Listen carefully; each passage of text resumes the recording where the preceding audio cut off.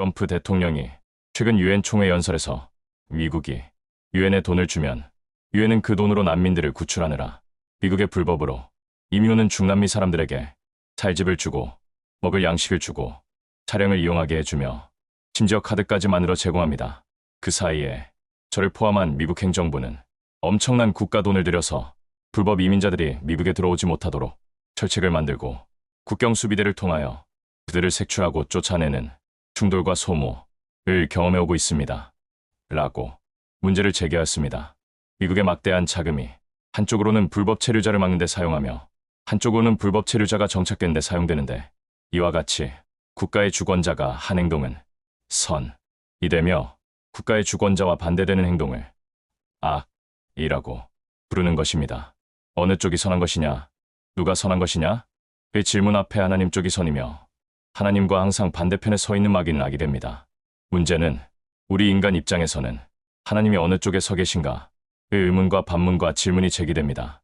인간은 마귀 편에서 볼 때는 하나님 편이 악으로 보이며 하나님 편에서 볼 때는 마귀가 악으로 보이는 갈등 사이에 끼어있기 때문입니다.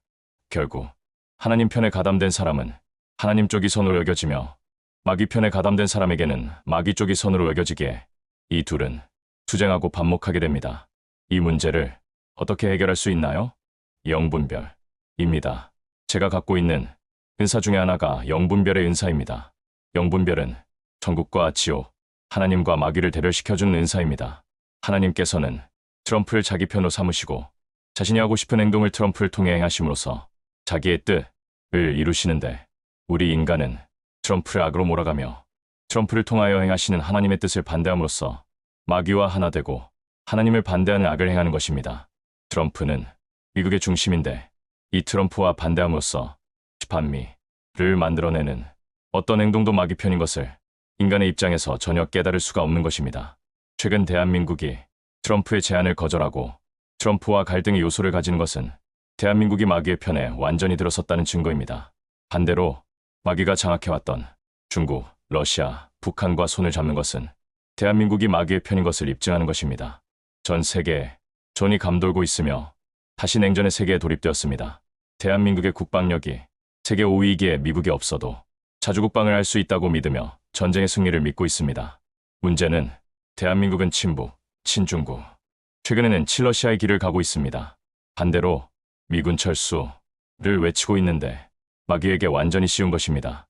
구원과 영생이 세계에서 가장 많은 기독교 중심 국가인 미국을 대적한 것은 제가 믿는 하나님을 대적하는 것입니다. 저는 미국을 좋아하며 중국이나 북한이나 러시아를 아주 끔찍하게 미워합니다.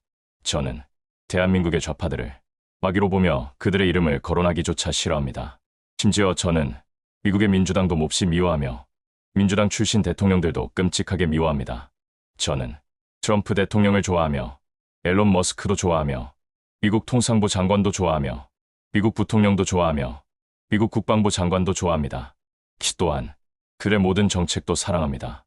저는 흑인도 중남미 히스패닉도 저와 같은 아시안도 좋아하지 않습니다. 특히 아프리카, 중동, 인도, 동남아는 상대하기 싫은 지역이며 국가들입니다. 저는 한국 사람이지만 한국 사람을 좋아하지 않으며 오히려 백인들을 더 좋아하는 친백인주의자입니다. 제가 과거 성지순례로 요르단에서 이스라엘 관문을 통과할 때 처음으로 유대인들을 접하게 되며 마음에 들어하였습니다. 이런 저의 감정이 하나님에게서 온 것인지 저의 개인적인 소견인지 아무도 판단할 수는 없을 것입니다.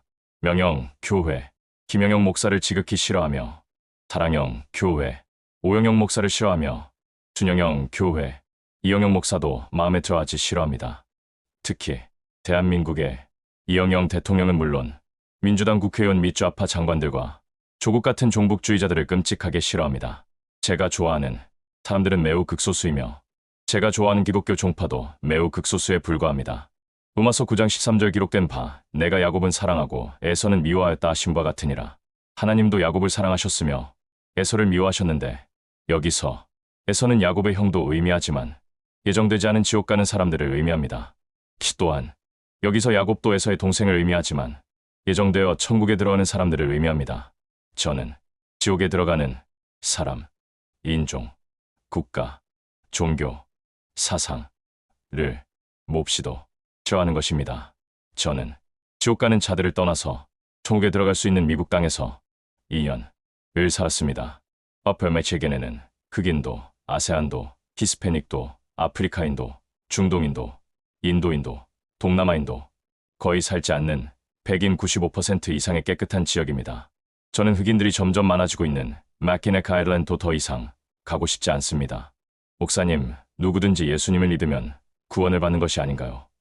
복음 안에 차별이 없지 않습니까? No, 아무리 교회를 다니고, 아무리 기도를 많이 하고, 아무리 예배를 많이 드리고, 아무리 전도 및 봉사를 많이 해도 천국에 들어갈 정도로 변화되지 않으면 누구든지 천국에 들어가지 못합니다.